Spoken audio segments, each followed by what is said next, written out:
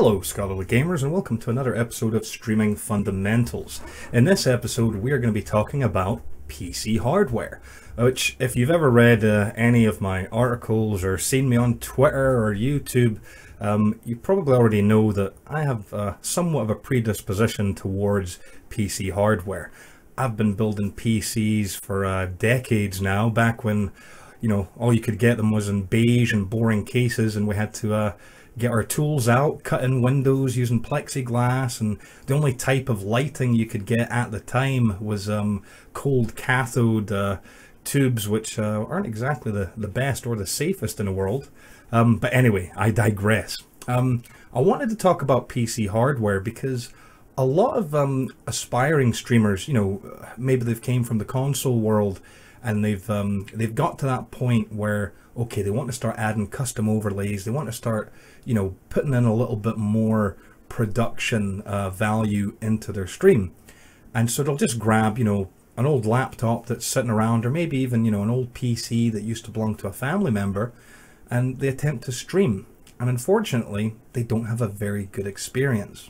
And well, there's a lot of reasons for that.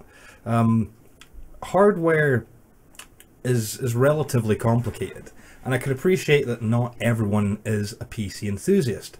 There's a good chance you'll go out there shopping for a PC and you'll just listen to the salesman, or likewise you'll go on Reddit or any other social media platform and get advice from all sorts of different sources. And the problem is, what you need very much depends on your use case scenario. If you're trying to stream games, actual PC games from a relatively bargain laptop, it's just not going to work very well. And we'll get into why that is. There's a reason that I chose to do PC hardware after talking about codecs and bit rates the last time, which may or may not have been quite a dry subject for you, but it was important to show the different bit rates you can use, as well as the option to use your software encoding, which is using the actual CPU, versus using hardware encoding, the NVENC as I had used for that video, using your graphics card. Because there's a way that you can kind of cheat the system, I suppose, or save yourself a little bit of money depending on your use case scenario. So let's begin with that use case scenario, right? How are you going to stream, right? If you are lucky enough, or I won't say lucky enough, if you're fortunate enough to have quite a bit of the disposable income, then this isn't really going to be a problem for you. You can buy whatever the heck you want. Unfortunately for the rest of us in the real world who have bills to pay and mouths to feed, that might not be that easy for us. So we need to look closely at what we're going to be doing. Are we going to be streaming PC games, right? Do we need a rig that is going to allow us to play games at a comfortable FPS, give us a good experience while also giving our viewers a good experience? Or are you mainly a console gamer and just need a box with a capture card to take in that video feed and send it out on the internet?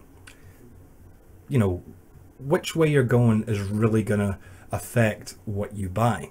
So let's just say you have the opportunity to build just a dedicated streaming PC, right? Now this works for if you're going to stream from console, or if you have another gaming PC, that is just for playing your games, and you want to use a specific box, a specific computer to just handle your streaming. If you're going to do that, you're actually in for a bit of a surprise, because you can save a heck of a lot of money doing this. Again, this only applies if you already have a decent PC that you can game at, comfortably, but maybe not stream with, or if you're a console gamer, because there's a lot of big things that you can kind of skimp out on when it comes to this PC. You don't need a big fancy motherboard, that says gaming and is full of RGB on it at all. You can save quite a bit of money by getting a less expensive motherboard, because this is going to be a purpose-built box that doesn't need to be overclocked, doesn't need crazy performance. All it needs to do is stream. Same goes with video cards. For a streaming PC, you can actually get away without using a graphics card whatsoever, as long as the CPU you're using excuse me, has built-in video capabilities. Most of the Intel chips do, but some of the older AMD chips do not, so just be careful. If you do find yourself purchasing a CPU that does not have built-in video capabilities, then okay, just go out and buy yourself a really cheap video card, because it's not going to matter for this PC. This PC is just going to be taking care of encoding and, well, yeah, maybe your webcam and your microphone and your layouts and whatnot. And it's the same going to be with your memory. You're not going to need a lot of RAM for a dedicated streaming PC. If anything, you can probably get away with only 4 gigabytes. But, you know, depending what operating system you're using, it might be a good idea to go with 8 just to be on the safe side. And same goes with a capture card. You're going to need a decent capture card. You can save money by buying some of the older ones. These are great options. But then again, some of the newer cards out, like the internal one that I use, the Elgato HD60 Pro, is an excellent option. Of course, now they've got the new 4K Pro, which in itself is a really expensive card, so maybe not the best option at this point in time. But right, so you can really save money here. When it comes to the processor itself, you can get away with an older quad core. You could probably get away with, if you've ever heard of the old AMD FX series chip. So one of the FX is like in the 4000s maybe, or an older i5. Older i3s are really not a great option. They're just not powerful at all. If anything, you'd be better off with one of the old Pentium dual cores. Is it what, the G4560? That CPU is actually more powerful than most of the older i3s. Moving forward, however, the new Intel i3s are going to be they're quite powerful, so those might be an affordable option for you depending on pricing when they come out. In the meantime, you can probably get away with a Ryzen 3, which is a very affordable AMD chip, and likewise you'll be able to pick up a motherboard to go along with that processor for easily under $100, or, you know, depending on what area of the world you live in, right? So you'll also need a monitor for that, of course, but again, since this is going to be a streaming PC, you can just, you know, save money, get something cheap, right? So that's a very specific use case scenario, but you can see that just for that dedicated streaming PC, there's a certain tier of equipment you need. In fact, if you go to Elgato's system requirements on their website, they even say for Windows, they recommend, you know, for an HD60, Windows 10's a requirement, allegedly, 64-bit Windows 10. They recommend at least a 4th gen i5, 2 gigahertz or higher of a speed before turbo boost, and 4 gigabytes of RAM. You know, so that's just to use the actual capture card itself. And this is what I find a lot of users encounter. They get an external Elgato, plug it into their really old laptop, thinking, okay, this is going to work a treat. And unfortunately, you know, their actual computer doesn't have the capability to keep up with the capture card. Because remember, external capture cards don't actually do the encoding and decoding. They're just translating that raw video file, you know, into a format that your software can deal with, but it's still your computer that's doing the work. It's only with the internal video capture cards that actually do a little bit of decoding and encoding for you to take some of the work away from your processor. So that's why a lot of people encounter worse performance when they're using an external capture card. Yes, they're really convenient, but it requires more horsepower from your actual PC. But that being said, right, that's for just a streaming PC on its own. Most of us are maybe not going to be in that situation, or we're going to want to do some light gaming at the same time. If that's the case, there's different tiers we can put this into. If we look at a budget streaming build, which I'm going to use US dollars just because it's easier for me to use, you know, for around $500 to $600, you know, you could build a PC that would be able to play games like League of Legends at 1080p, or more demanding games if you lower your resolution to about 720. The key thing with a budget build is you're going to have to use the hardware encoding. That means using your GPU. So you're going to have to kind of not really skimp too much on that side of things. Just remember from the codec and bit rates video that if you're using your GPU instead of your CPU, the video quality will be affected. So just keep that in mind. But you can get away with a video card like a GTX 1050 Ti, which I know video card prices have been a little bit crazy over the last year and a bit. But a 1050 Ti is a great card. You'll be able to game with that, no problems.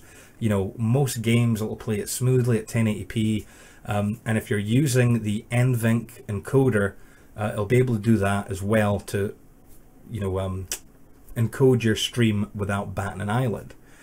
When it comes to, you know, for a processor, you know, you're going to want to go again with probably one of the low-end Ryzens or one of these Pentium dual cores, not an i3.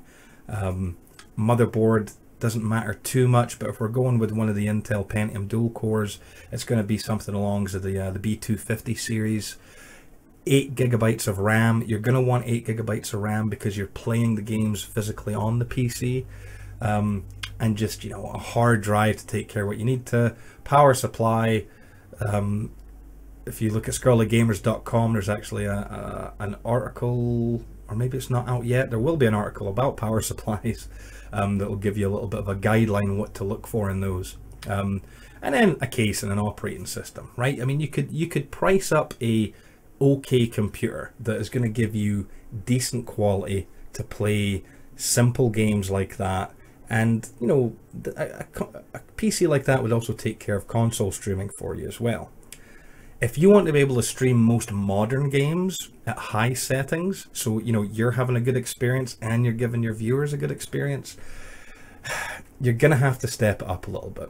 I mean, if we look at the AMD chips, we're going to be probably going with a Ryzen 5, okay? A Ryzen 5 has 6 cores with 12 threads, right? So that means the way Windows sees it as a 12-core processor. Now, where that comes in handy is for streaming, because if you use OBS or XSplit and you use the software decoding, right? So it's using your processor, it spreads that load over as many cores as it can. So the more cores your processor has, the more efficient and the better it's going to be at streaming. But it's also going to still give you power in order to play those games. Ryzen 5s are really affordable CPUs, and same with their motherboards. If you look at the 350 series, you can get them in all sorts of different form factors, all the way from low entry level ones up to super expensive flashy ones. If you pair that up with something like an NVIDIA GTX 1060, that's going to give you another, you know, great experience. If you're only playing at 1080p, you'll be able to play just about any game maxed out at 1080p, not a problem. And then if you wanted to, you could still use your NVIDIA encoding as well, right? You've got that option. But by bumping it up to something like a Ryzen 5, something with more oomph, more horsepower, you're going to be able to stream just about any game you want for the most part, at a decent quality, a decent bit rate, you know, as long as you've got the internet for it. But to build a PC like that, now you're talking about, you're hitting around the $1,000 mark. And even, in my opinion, at $1,000, I think you'll get a really good gaming experience. I'm not totally convinced you'll be able to stream PlayerUnknown's Battlegrounds with everything set at the highest quality settings. I think you might encounter a little bit of a stuttering here and there, and you know, possibly even a few frame dropped. And this is where, unfortunately, we need to spend more money. If we want to be able to stream the most advanced games at ultra settings, again, we're going to have to be using our software encoding. We're going to have to be using our CPU. And in order to take care of that, we need to step it up. We need to go, if we're talking about AMD chips, we're talking about going to a Ryzen 7 1700, right, which is going to give you an 8-core 16-thread processor, and that's going to be absolutely brilliant. If we're talking about Intel processors, you really need an i7 at this level. For the level below, you could maybe get away with an i5, but I find for PC gaming, If you're using an i5, it just doesn't have enough cores to deal with the game and streaming at the same time, whereas the AMD chips do at that price point. Whereas if we're stepping up to a more of a hardcore build, which we're looking at in excess of $1,500, then we're talking about an i7. If you can get yourself a hold of an older i7, I wouldn't go any older than 4th gen, but I mean, now with the 6th gen and the 7th gen, the 6700Ks, the 7700Ks, if you can find them on offer, that's great. Pick one of those up. Yes, I know it's somewhat dead because now they've moved on to their 8th and soon their 9th gen. But if you can save a lot of money, I'd recommend going that route. If not, if the price isn't that much of a difference, then okay, you might have to just jump on the bandwagon and get a newer processor. But again, this is why the AMD chips are such a good option, because they are very affordable, compared to Intel. For a graphics card at this price point, you could up it. You could go up to a GTX 1070. And with having a 1070, you're going to have a lot of headroom. You'll have really high FPS. And you'd be able to game at 1440 if you wanted as well. Because remember, if you're using things like OBS, you could be gaming at a certain resolution. Doesn't mean your stream has to get output at that resolution. So jumping up to a 1070 could also help. You're going to want other things too. You're going to want more RAM. At this price point, you really want about 16 gigabytes of RAM. You're going to want a decent power supply. You're going to want decent CPU cooling. So that's why, the price kind of jumps up by that much. And then, if we go crazy and we want an actual, what many would consider a pro build, you'll be able to stream at whatever quality you want, as high as you want. Now we're just talking about silly money. We're talking about getting one of the, like an Intel i9 or one of the i7 Extreme Editions, or even if you can afford it, the AMD Threadripper. Chips like this aren't the best processors for just gaming, but for gaming and streaming at the same time, they're going to be so efficient at encoding. And the same goes if you're using something like this just for streaming. If you're a console gamer, I mean, these computers are going to be able to do, you'll be able to set the encoder. Remember the quality preset I talked about in the previous video? You'll be able to set that to slow if you wanted. But the money we're talking about at this level, teamed up with, like a 1080 Ti or something, it's going to be, absolutely crazy. And this is kind of where choosing a PC for streaming depends a lot on what else you want to do. Because if you're just going to be streaming console games, you can get away with a fairly inexpensive build. Just keep in mind what I said. You're going to want to look at least an i5, a 4th gen i5 or newer, or one of the AMD newer processors. You might be able to get away with a Ryzen 3 if it's just taking care of console streaming. But if you want to play PC games, unfortunately, you're going to need to spend a little bit of money if you want to have a good streaming experience for your viewers. This goes back to the codecs and the bit rates. Higher, a higher bit rate and a better quality preset, right? Remember, you've got ultra fast, very fast, fast, faster, medium, slow.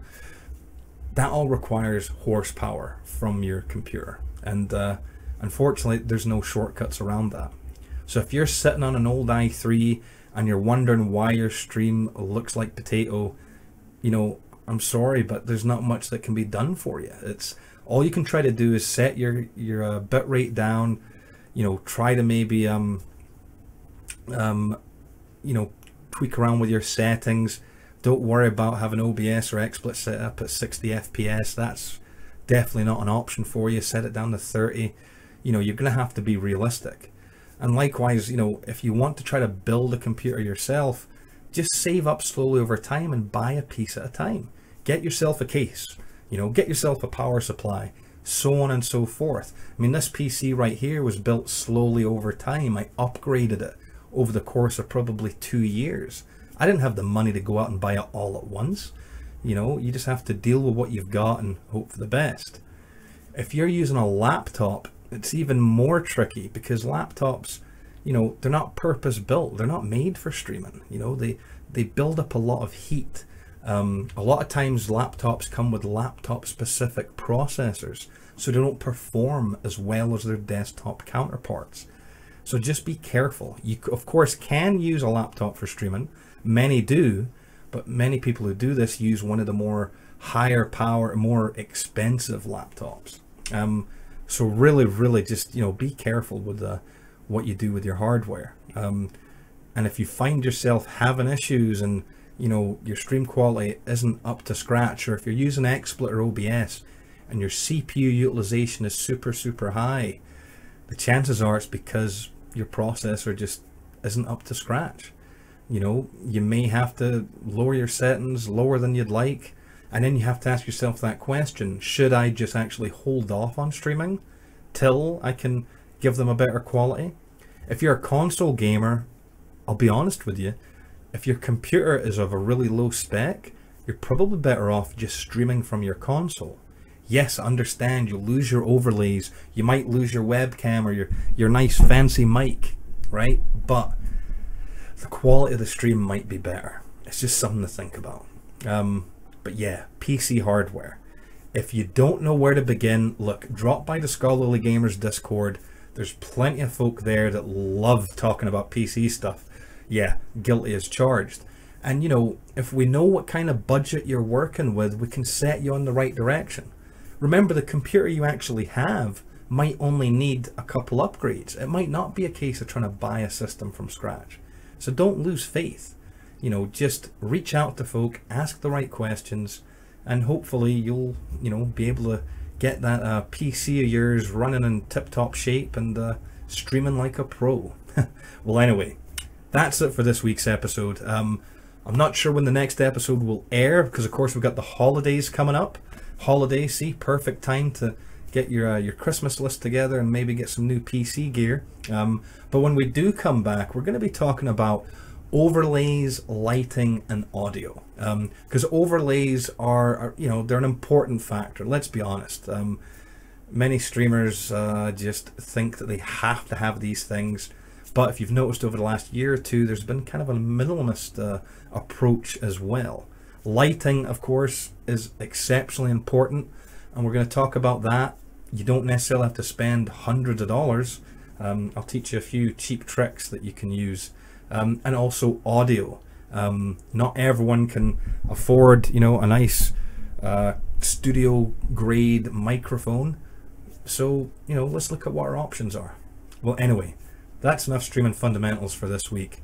Do have a good time. Make sure to check out all the other content on Scholarly Gamers, reviews, articles, other video content like the wonderful armchair gaming from my good friend the Unbearable Gamer, and have a good holidays. Catch you later.